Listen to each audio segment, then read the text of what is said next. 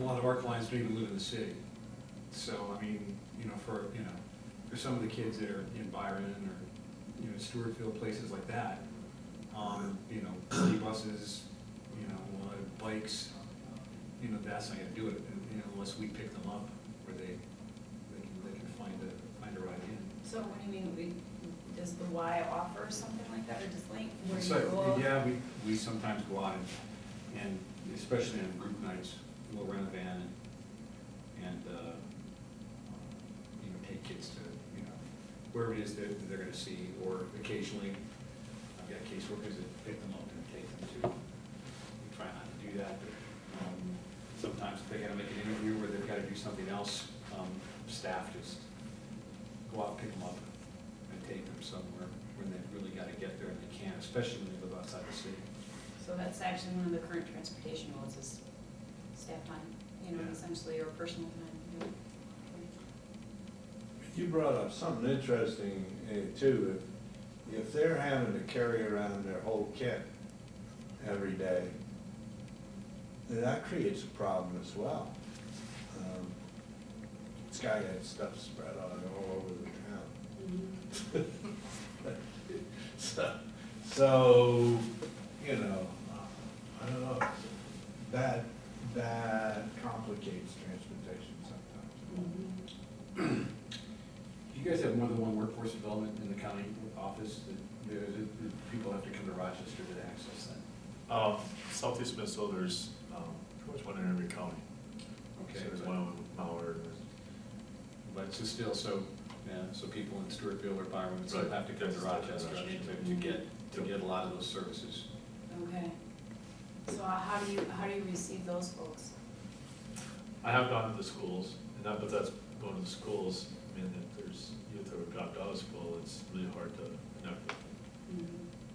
It's basically word of mouth. Get connected. But do they come here to Rochester? I haven't, to be honest, I haven't worked with any homeless youth outside of Rochester Okay, that have identified as being homeless. okay. Jody, have you gone to any of these dinner meetings where could you give us a thumbnail sketch about what they said their lives are like, or? Yeah. That'd be interesting. Yeah, and I'm gonna use Teresa as an example. Okay. She was on the panel at the first forum, and we also have an 8-minute video that she was kind enough to let us shoot of her. We being LGR had nothing to do with it. Yeah. That's way too technical for me. She had a pretty good story about her life here in Rochester, where basically she's talked about nights where she's had her bike, strapped in. Trent, you probably talked to this much better than I could. Had her bike basically locked to herself, sleeping on a bench. She goes from friend's car to friend's car, or friend's couch. I'm sorry, couch to couch. The dinner series that I was at was just at Twigs, and there were 3 formerly homeless youth that were there. One is currently in med school. Teresa's at Crossroad College, and then Carrie's at RCTC. So this program has been a great eye opener for me, because I've never connected homeless youth with college. Right. They never were in the same thought for me. So that was really great to see that evolution. So these are kids who have moved, through life, and Teresa especially has just got a great outlook and attitude on things. And so they are succeeding, but they are still technically homeless, where they don't have a place to go over spring break or Christmas break or whatever that it may be. Well, and one thing that I learned just from Teresa's story, just not knowing anything about the foster system, but that they can't get a driver's license when they're a foster kid. So, there's a skill right there they're not getting until they're out the door. And how do you do that on your own? And then along with that, I know I didn't know everything going to college right away, and they're just kind of out the door at 18 and expected to know. And so how do you even? That's in Wisconsin. I think in Okay. Minnesota you are able to, because Okay. I worked at a foster home for a while, and you were able to get a driver's license and that kind of thing. But because that was news to me as well, that was really shocking that they also weren't able to get a job in Wisconsin. So I don't know if they changed that since then, but I know Minnesota, that's not the case at all. Okay. Actually encouraged getting a job. So that was Teresa's deal. She was a foster kid, 18 years old, see you later. Mhm. That happens a lot. And even though it's against the, even though the law says that they can, it's mandated they can be in the foster care system till 21, we get a lot of people that, and that's why it's so tough to finish school, because a lot of these kids turn 18 before their senior year is done. Sure, of course. And then they're out the door. Mhm. The other thing affecting transportation to a certain extent is that many of them have children. And Good point, that's so valid. probably 35–40% of our clients in Link have a child. I'm sorry, how many? 35–40%, probably a little over a third, I think, have, come to us with, at least the ones we graduated with have a child. So that makes biking and other things a little bit tougher too when you're, especially in the wintertime. Mhm. Oh, the winter must be just brutal. Mhm. One of the, if anybody goes to one of the next dinners, Carrie Took is also one of our Link clients who is at almost at every dinner, and I know the first one, she brought her little one with.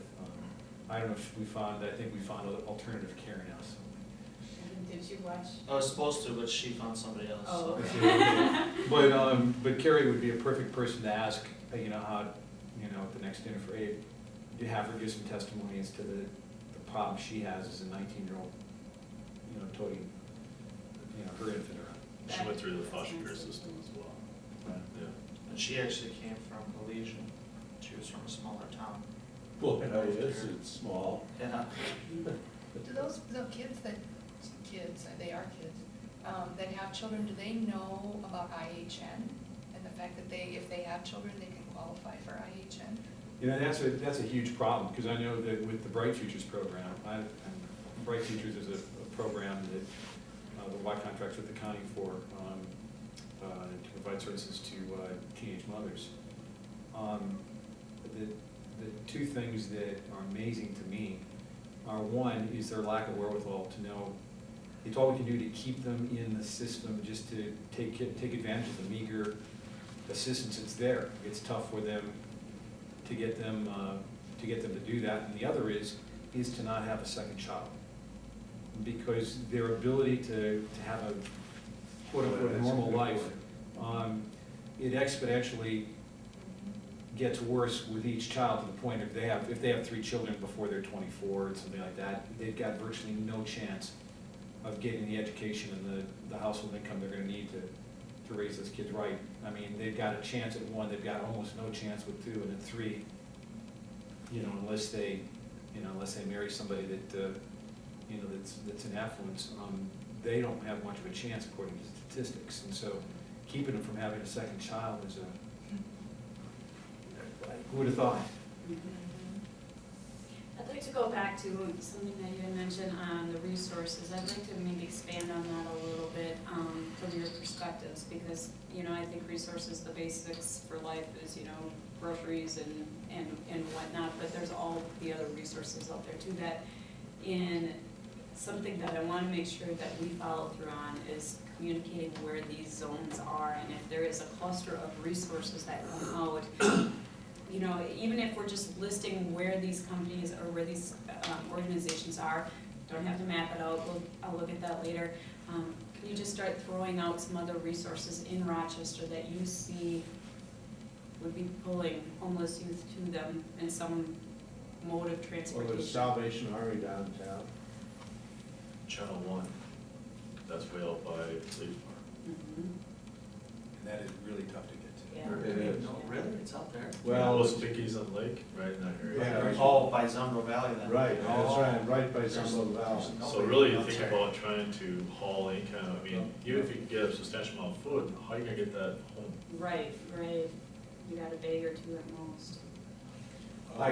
Isn't there Bethel Lutheran Church, don't they have Yep, they do. they have a, yeah,